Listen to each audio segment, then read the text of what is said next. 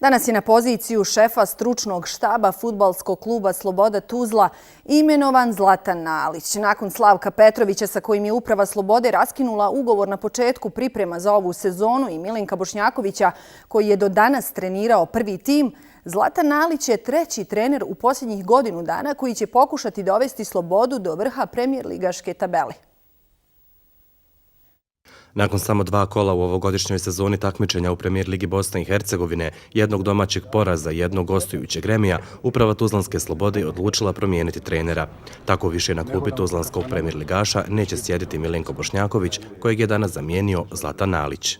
Svaki trener naravno donosi sa sobom neke nove rutine, radne rutine i neke nove novosti naravno u koje on vjeruje.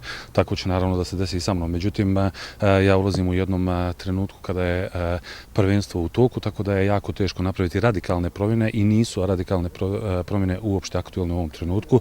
Možda nekada, kako se zove, u dogledno vrijeme, ali za sada moramo raditi jako puno na onome što je već učinjeno i što je već postavljeno.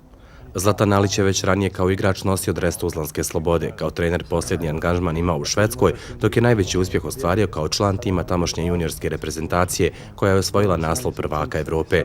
Bio je angažovan u više od 30 fudbalskih klubova u Evropi. Upoznat je sa igračkim kadrom Slobode. Ja imam dosta dobar uvid u to. Igrački kadar je takav kakav jeste, mi moramo početi da radimo sa tim što smo zatekli.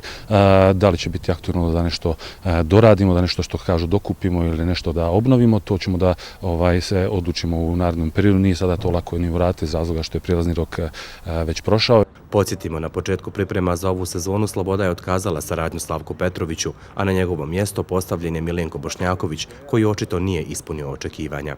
Želimo dovesti nekoga ko nije trener sa ovih prostora i ne želimo da upadamo u svu tu kolotečnu u kojoj jeste sada Premijer liga BiH.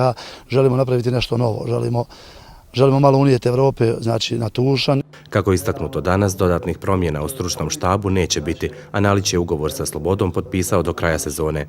U narednom trećem kolu fudbalske Premijer lige Bosne i Hercegovine, Tuzlanska Sloboda u nedjelju 5. avgusta na stadionu Tušanj dočekuje ekipu Sarajeva.